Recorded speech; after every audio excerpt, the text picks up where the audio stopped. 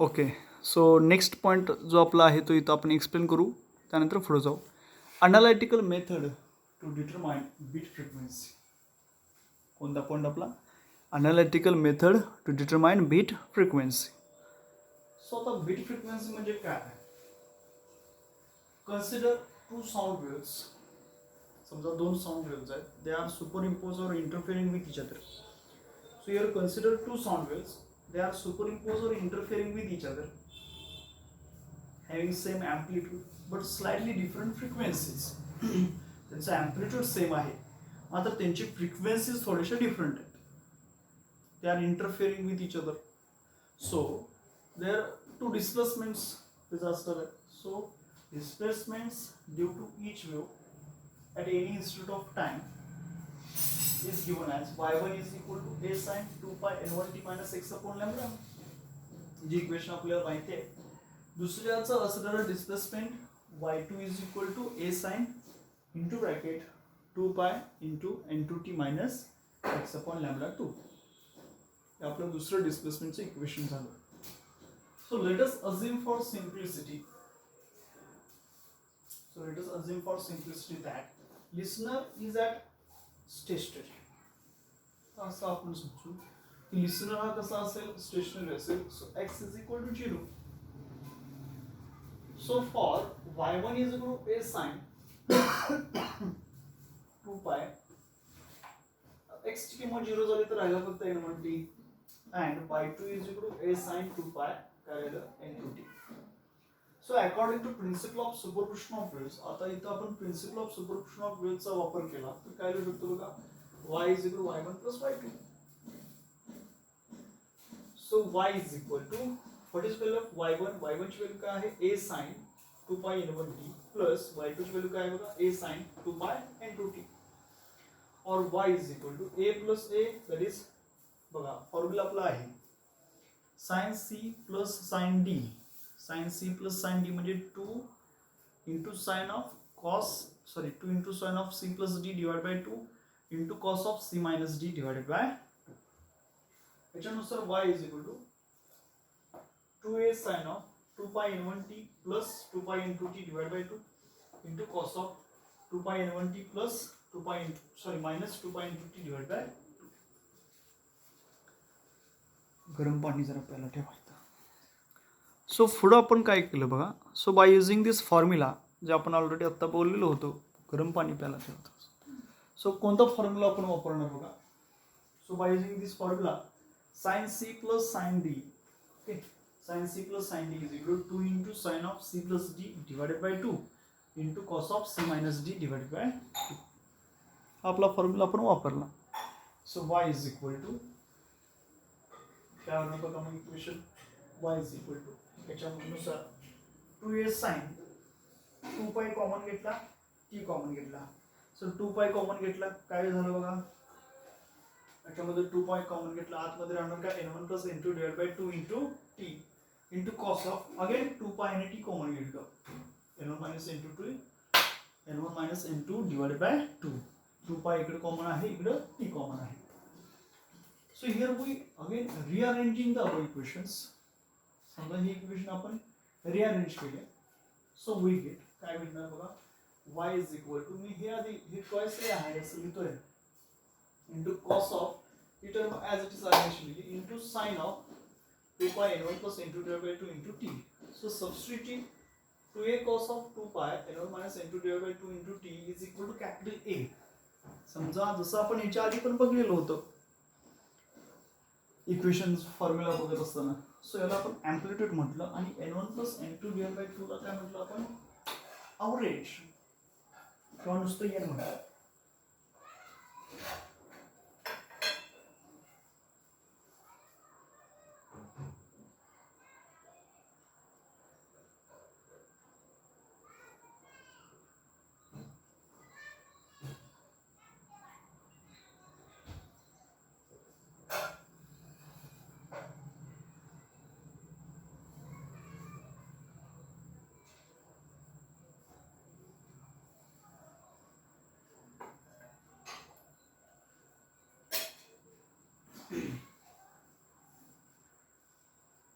So हे values मी त्या equation मध्ये पुटअप करतो आणि हे व्हॅल्यूज जर मी त्या इक्वेशन मध्ये पुटअप केला तर इक्वेशन काय बनेल y इज इक्वल टू आता याच्याबद्दल आपण a म्हटलं so a into sine of 2 pi n1 plus n2 divide by 2 म्हणजे n आणि हा t as it is. So equation number first. So this is the equation for कशाचं equation म्हटलं आपण progressive wave having frequency n आहे amplitude a आहे. आता n जी frequency आहे ती मीन आहे सगळ्या फ्रिक्वेन्सीची n1 आणि n2 ची which is arriving waves while amplitude a varies periodically with time. So intensity of sound is proportional to the square of the amplitude. म्हणजे आपण काय म्हणू शकतो intensity of sound is proportional to the square of amplitude. Hence the resultant intensity will be maximum. So amplitude is maximum.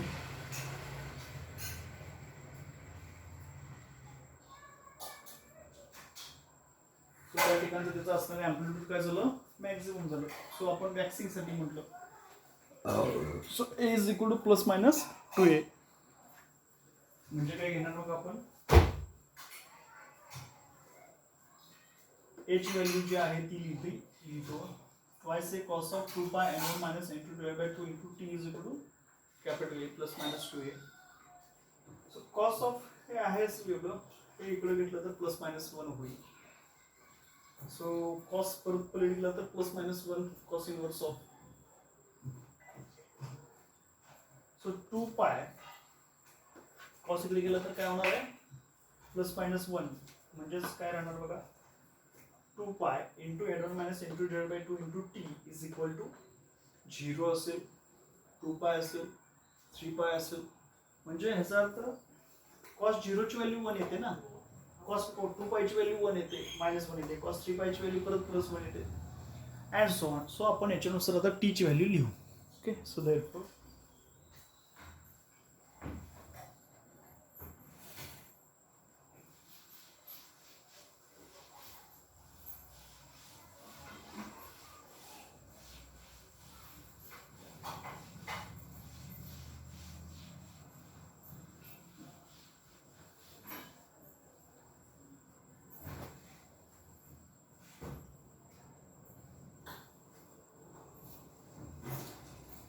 Sir हे आपलं काय आलं बघा ते इथे मी वरती लिहितोय काय आलं आहे ते वरती लिहितो 2 pi into bracket n1 minus n2 divided by 2 into t is equal to 0 समजा आपण पहिल्यांदा कन्सिडर केलं. सो ते तिकडच गेलं सगळं तर काय होईल बघा t इज इक्वल टू 0 होईल. ते सगळं इकडे गेलं तर t इज इक्वल टू 0 होईल. अगेन आपण कन्सिडर करू 2 by into bracket n1 minus n2 divided by 2 into t is equal to 2 pi आपण घेतला. Okay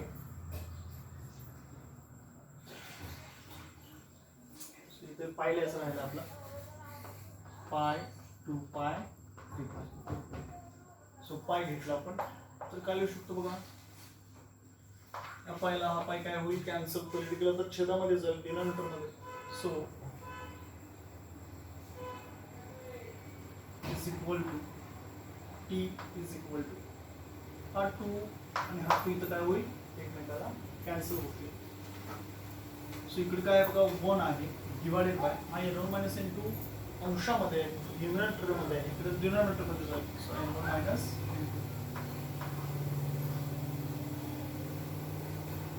again 2 pi n1 minus n2 divided by 2 is to t is equal to काय बघा next 2 पाय आहे. So 2 पायला 2 पाय cancel होणार ते denominator मध्ये जाणार. So t is equal to हा 2 जो आहे तो वरती जाईल upon n1 minus n2. So t is equal to आपण काय लिहू शकतो 0 comma 1 upon n1 minus comma 2 upon n1 minus comma 3 upon n1 minus त्याच्या करस्पॉन्डिंग व्हॅल्यूज काय होतात? टी इज इक्वल टू काय होतं पहिली value? T is equal to 0, comma 1 upon n1 minus n2, comma 2 upon n1 minus n2, comma 3 upon n1 minus.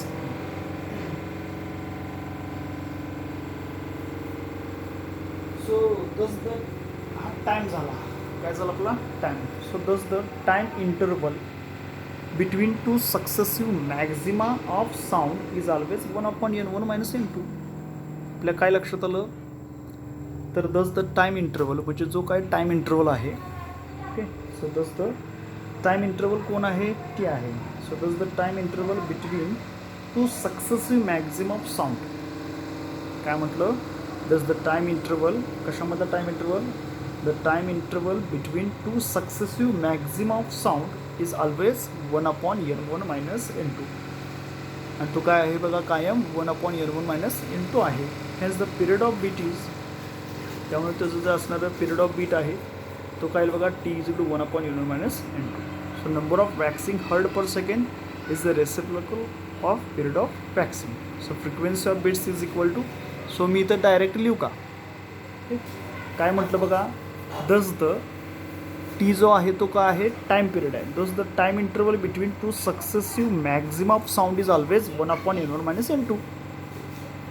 Hence the period of beat is t is to 1 upon n1 minus n2. So period of beat काय असेल? 1 upon n1 minus n2.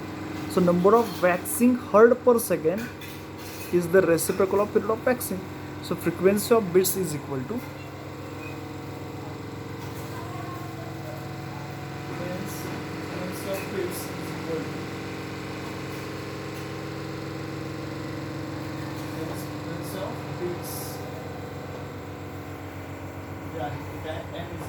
n1 minus n2. Capital frequency of bits tan of capital E is equal to n1 minus n2. So the intensity of sound will be minimum. त्यामुळे इथं असणारी जी intensity साऊंडची आहे, so intensity of sound will be minimum Wien amplitude is 0. बघा, Wien intensity of sound will be minimum Wien amplitude is 0, त्याला आपण काय म्हणणार आहे? वॅनिंग, WANING. So for minimum amplitude याची किंमत काय होणार बघा? 0. ते आपण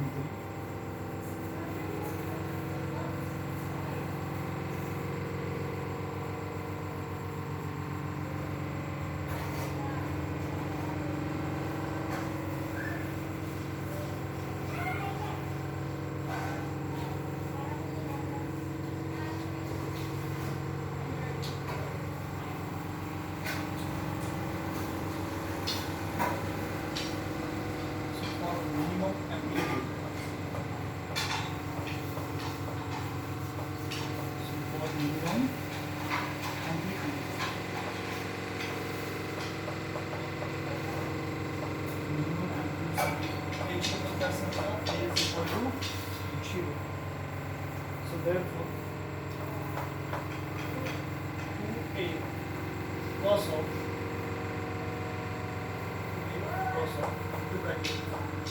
2 pi n1 minus n2 divided by 2 into t is equal to. So for minimum amplitude we have to say a is equal to 2a into cos of 2 pi n1 minus n2 divided by 2 into t is equal to 0. So ये 2a में जर इकडे गेलं तर ते 0च होणार. So cos of 2 pi n1 minus n2 divided by 2 into t is equal to 0.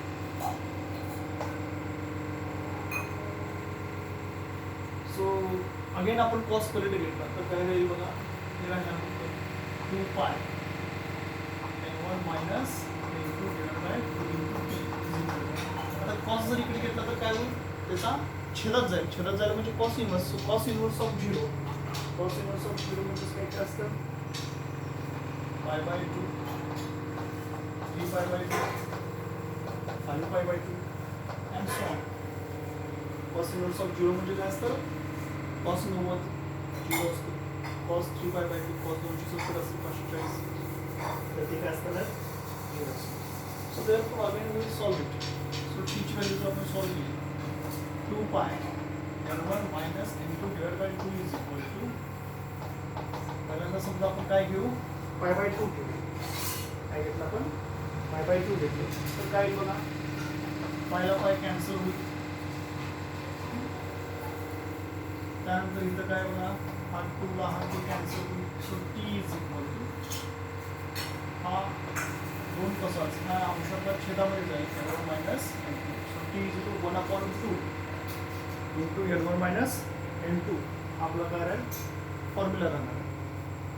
So again जर आपण कन्सिडर केलं त्याला 2 pi n1 minus n2 divide by 2 into t is equal to हे काय बघा 3 π/2. सो अगेन पायला पाय काय होईल, कॅन्सल होईल. पायला पाय काय होणार आहे, कॅन्सल होणार आहे. सो इथं अगेन पुन्हा पुन्हा काय होईल, कॅन्सल होईल. सो राहणार काय बघा n1 minus n2 into t is equal to काय राहिलं 3/2. So t is equal to हा n1 मायनस n2 आपण काय करू, इथं आहे तो छेदामध्ये आहे 2 into n1 minus. So t ची किंमत आपली काय आली बघा नेक्स्ट, दुसरी इथं काय आली t इज इक्वल टू 1/2 किंवा half n1 minus n2 3/2 okay into n1 minus n2. So corresponding आपल्या ह्या व्हॅल्यूज येणार. So t is equal to आपण काय लिहू, t इज इक्वल टू आपल्या जे असणाऱ्या व्हॅल्यूज आहेत त्यापेक्षा t is equal to 1/2 into n1 minus n2 comma त्यानंतर बघा 3/2 into n1 minus n2 comma so 5/2 into n1 minus n2.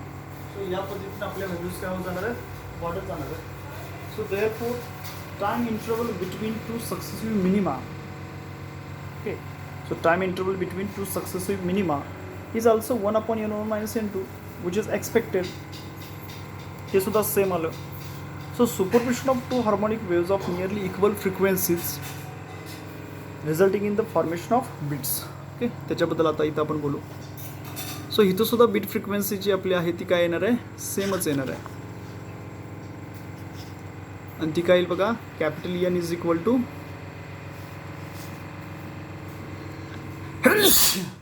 Capital N is equal to n1 minus n2. आता बघा, look at here, time interval between two successive minima is also 1/n1 minus n2 which is expected. समजा पहिलं displacement आहे, maximum आपलं 1 आहे, minimum -1 आहे. तर time t second असेल तर बघा त्याचा असणारे एक साऊंड वेव्ह आपण ड्रॉ केली. त्यानंतरचं आपलं y इतकं डिस्प्लेसमेंट असेल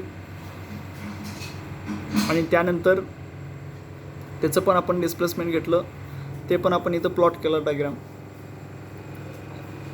आता याच्यामध्ये हे दोन्हींचं जर समजा काय झालं असेल, सुपरपोजिशन झालं तर काय होणार बघा, 0, 1, 2 आणि 0, -1, -2. सो याचा ॲम्प्लिट्यूड बघा, फेज 0.5, 1, 1.5. सो इथं काय झालं, त्याचं superposition of two harmonic waves of nearly equal frequencies resulting in the formation of beats. So इथं 2 वेव्स आहेत, एकमेकांमध्ये इंटरफेअर झाला. So superposition of two harmonic waves of nearly equal frequencies resulting in the formation of beats. आणि या ठिकाणी काय तयार झाले, बिट्सचं फॉर्मेशन झालं. So comparing the instances of successive waxing and waning, we come to know that waxing and waning occur alternately with equal frequency. So variation in the loudness of sound that goes up and down is the phenomenon of formation of bits. त्याच्यामुळेच काय तयार होणार आहेत. So variation in the loudness of sound that goes up and down is the phenomenon of formation of bits. So it can be considered as superposition of waves and formation of standing waves in time at one point in space.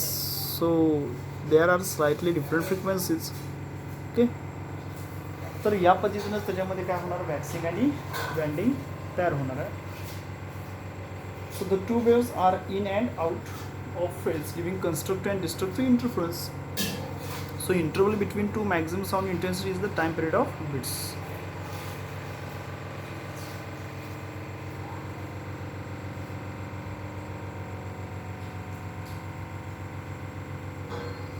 यानंतरचा आपला जो point आहे तो आहे application of beats.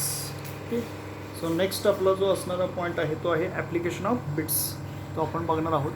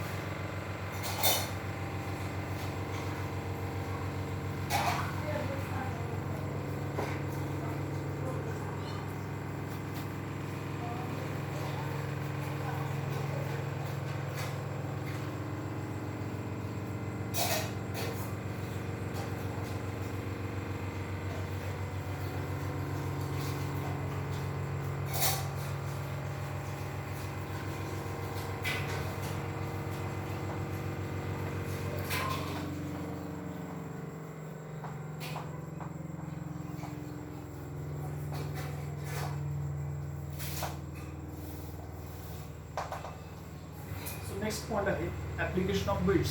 आता बिट्सचं application खूप ठिकाणी use केलं जातं.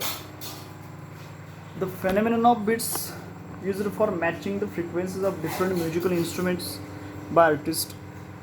आर्टिस्ट म्हणजे जे काय आर्टिस्ट असतात, कलाकार वगैरे म्हणतो आपण, तर त्यांच्यामध्ये काय म्हटलं, the phenomenon of beats is used. The phenomenon of बिट्सचा वापर केला जातो कशासाठी, for matching the frequencies, different frequencies matching करण्यासाठी ऑफ म्युझिकल इन्स्ट्रुमेंटच्या by artist. So they go on tuning until no bits are heard by their sensitive ears. So when bit frequency becomes equal to 0, so musical instruments are in unison with each other. So their frequencies are identical and effect of playing such instruments use pleasant music. तर हे simple आहे. तुम्ही याच्यामध्ये फक्त काय सांगायचं, phenomenon of beats is used for matching the frequencies of different musical instruments by artist. Second आहे the speed of an aeroplane can be determined by using Doppler radar. लक्षात घ्या, एरोप्लेनचं जे काही स्पीड आहे ते स्पीड आपण डॉपलर रडारच्या सहाय्याने काय करू शकतो, काउंट करू शकतो. तर याच्यामध्ये मायक्रोवेव्ह सिग्नल पाठवले जातात towards the moving aeroplane and principle of Doppler effect giving the apparent frequency when source and observer are relative motion. एकदम सिम्पल आहे. सो सोनार म्हणजेच आपल्याला माहीत पाहिजे, जसं की same principle used for traffic police to determine the speed of vehicle to check whether speed limit is exceeded. Sonar, sound navigation and ranging, त्याचा formula काय, sound navigation and ranging, sonar. So Doppler ultrasonography and echocardiogram work on similar principle. So doctors use an analogous setup to assess the direction and speed of blood flow in human body and identify circulation problems. So measurement of dimension of the blood vessel can be used to estimate volume flow rate. Ultrasound beams also determine phase shifts to diagnose vascular problems. Okay, so unknown frequency of a sound note can be determined by using the phenomenon of bits. बघा, जसे की unknown frequency असतील sound नोटमधल्या, त्यासुद्धा determine केल्या जातात बिट्सचा वापर करून. तर ह्या त्याच्या असणाऱ्या ॲप्लिकेशन ऑफ बिट्समध्ये पहिल्या ॲप्लिकेशन ऑफ बिट्सबद्दल आपण काय म्हणतो,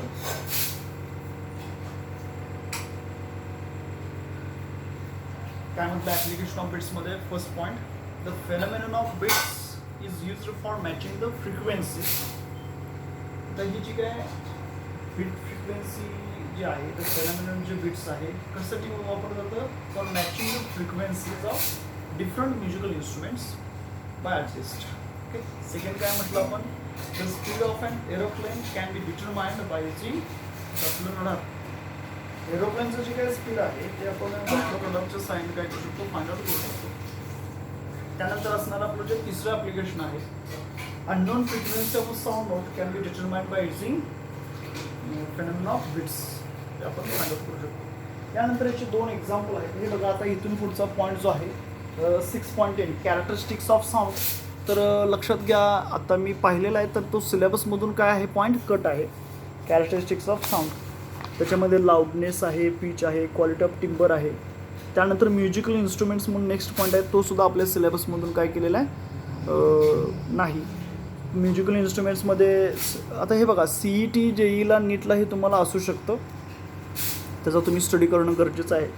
म्युझिकल इन्स्ट्रुमेंट्समध्ये स्ट्रिंग्ड इन्स्ट्रुमेंट्स आहेत, प्लक्ड स्ट्रिंग टाईप आहेत किंवा बाऊड स्ट्रिंग टाईप आहेत, स्ट्रक स्ट्रिंग टाईप जसे की संतूर, पियानो असतो तसं. त्यानंतर विंड इन्स्ट्रुमेंट्स आहेत. आता विंड इन्स्ट्रुमेंट्समध्ये फ्री विंड टाईप आहे, जसे की मॉथ ऑर्गन हार्मोनियम म्हणतो, त्याला म्हणतो आपण. एज टाईप आहे, जसं की फ्ल्यूट असतं. रीड पाईप्स असतात, जसे की सॅक्सोफोन असेल, क्लॅरिनेट असेल, ओके, बगल असेल, बजल म्हणतो आपण, बजल बसून असेल. त्यानंतर काही परक्युजन इन्स्ट्रुमेंट्स आहेत की ज्याच्यामध्ये साऊंड प्रोड्यूस केला जातो, setting vibration stage membrane. Tabla, drum, ढोल असेल, मृगंदम असेल, सांबाळ असेल, ढापळे असेल, ओके. तर हे झाले. आता हा ॲक्च्युली सिलेबसमधून पॉईंट आपला कट केलेला आहे. तर कुठला सांगितलं तुम्हाला सिलेबसमधून कट केलेलं? ॲप्लिकेशन ऑफ बिट्स हा सिलेबसमध्ये 3 ॲप्लिकेशन आहेत, ते तुम्ही 2 मार्क्ससाठी विचारू शकता. पण कॅरेक्टरिस्टिक्स ऑफ साऊंड हा पॉईंट आणि त्यानंतर काय म्हटलं मी, म्युझिकल इन्स्ट्रुमेंट्स. तर हे 2 पॉईंट जे आहेत ते सिलेबसमधून आपल्या कट केलेले आहेत. आता तुम्हाला एक होमवर्क मी काय सांगतो बघा, एक्झाम्पल 6.12 आणि एक्झाम्पल 6.13 तो तुम्ही काय करायचं आहे, सॉल्व करायचा. एक्झाम्पल 6. काय म्हटलं मी, 12 हा एक्झाम्पल. आणि त्यानंतर दुसरं आहे ते काय दिलं बघा, मी तुम्हाला हिंट देतो किंवा सोडवून दिलेलंच आहे तुम्हाला, त्यामुळे अडचण नाही. 2 sound waves having wavelengths 81 centimetre and 82.5 centimetre produce 8 bits per second.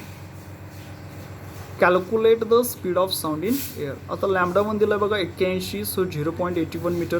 Lambda 2 दिला आहे बघा 82.5 सेंटीमीटर म्हणजे 0.825 metre. So fundamental frequency N1 is equal to V upon lambda 1. So V upon 0.81 आणि N2 is equal to V upon lambda 2, V upon 0.825.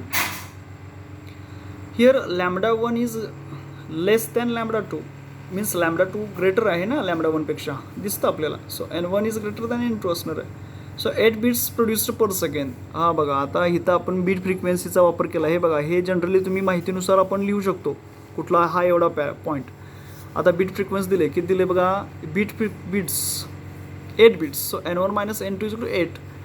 N1 म्हणजेच काय, V upon lambda 1, N2 म्हणजे V upon lambda 2. So V common घेतला, 1 upon lambda 1 minus 1 upon lambda 2 is equal to 8. So lambda 1ची value 0.81 put up केली, minus 1 upon lambda 2ची value put up केली आणि cross multiplication घ्या आणि ते सॉल्व केलं तर व्हेलॉसिटी किती येते आपली, 356.4.